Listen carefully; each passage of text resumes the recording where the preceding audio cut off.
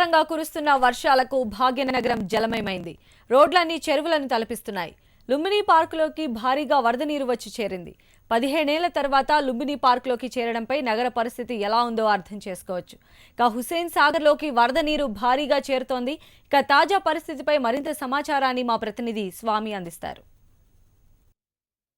హుస్సేన్ సాగర్ పరిసర ప్రాంతాలటువంటి ఇటు లుంబిని పార్క్ కావచ్చు, అటు సంజీవయ్య పార్క్ కావచ్చు, అటు బోట్స్ క్లబ్ కావచ్చు, అన్ని ప్రాంతాల్లో కూడా పెద్ద ఎత్తున వరద నీరు రావడంతో కూడా వరద నీరు పోటెత్తిపోతుంది. ఇవాళ కూడా పెద్ద ఎత్తున వరద రావడంతో కూడా లుంబిని పార్క్ లోపలికి కూడా వరద నీరు రావడంతో కూడా ఎక్కడికక్కడ మొత్తం టూరిస్టులు వచ్చేటువంటి బోటింగ్ అంతా కూడా నిలిచిపోయింది. దాదాపుగా హుస్సేన్ సాగర్ పరిసర ప్రాంతంలో ఉన్నటువంటి ఇక్కడ ఈ లుంబిని పార్క్లో ప్రతిరోజు 17 బోట్లు, వివిధ రకాల బోట్ అంతా కూడా ఆ హుస్సేన్ సాగర్ మధ్యలో ఉన్నటువంటి ఆ బుద్ధుని విగ్రహం కూడా వెళ్ళి వచ్చి చూసి వస్తుంటారు.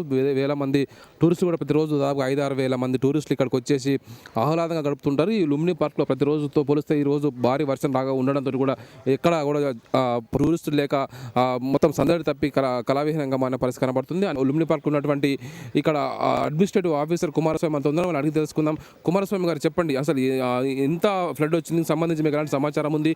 బోటింగ్ ఎప్పటి నుంచి నిలిపేయడం జరిగింది?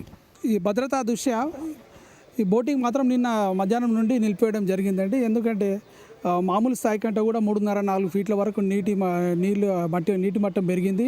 దాంతో ఎందుకంటే ఇక రాను ఇంకా నీళ్లు వస్తూనే ఉన్నాయి. అక్కడ కుక్కటపల్లి, అటు కుత్బుల్లాపూర్ అటువైపు నుంచి అంతా నాలాలు ఇక్కడికి దీనికే కనెక్ట్ ఉన్నాయి.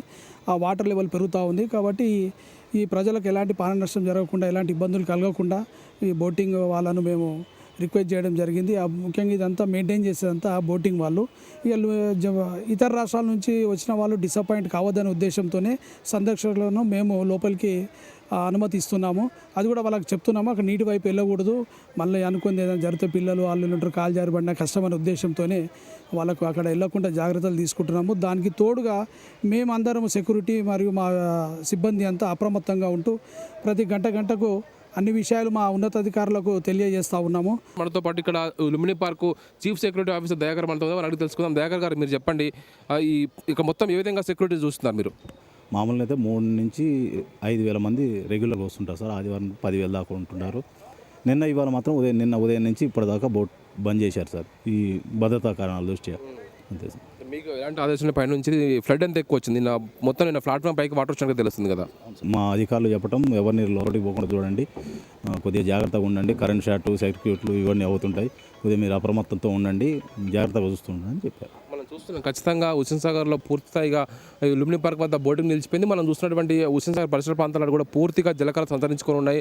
ప్రతినిత్యం కూడా వేలాది మంది టూరిస్టులతో కలకల్లాడే హుస్సేన్ సాగర్, ఇటు సంజీవయ్య పార్క్, ఇటు లుంబిని పార్క్, అటు బోట్స్ క్లబ్ అనేక ప్రాంతాలు కూడా పెద్ద ఎత్తున మంది జనాలు వస్తూ పోతూ ఉంటారు. ఈ 17 బోట్లు కూడా ఎక్కడెక్కడ నిలిచిపోయి మనం చూస్తున్నటువంటి కనుచూపు మేర కూడా పెద్ద ఎత్తున కూడా వాటర్ కనబడుతుంది. దాదాపుగా నగర వ్యాప్తంగా కురిసిన భారీ వర్షం కారణంగా అటు కుక్కటపల్లి నాల నుంచి, పీకెట్ నాల నుంచి, పెద్ద ఎత్తున కూడా బేగంపేట నాల నుంచి కూడా ప్రతిరోజు 4,000 క్యూసెక్ల వాటర్ ఇందులోకి రావడంతో కూడా హుస్సేన్ సాగర్ పూర్తిగా జలకాల సంతరించుకొని నిండుకుండలా మారింది. దీంతో అధికారులు అనేక రకాలుగా ముందు జాగ్రత్త చర్యలు తీసుకొని ఎవరికి ఎలాంటి ప్రమాదం జరగకుండా ముందు జాగ్రత్తలు చేపట్టారు.